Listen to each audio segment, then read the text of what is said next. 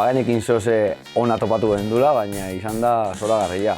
Hortxe ongea telebistai pehauta, o pantaiai pehauta, eta danak oso ondo pasatu, danontzako mokua.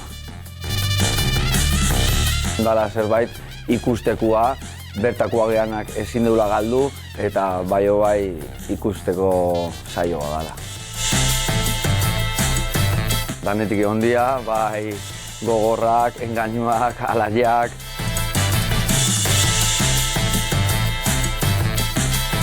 Bi anaiak hautatuko ditula, bi anaiak eta behaien hauntza, nik uste hor identifikatua sentitu naizela.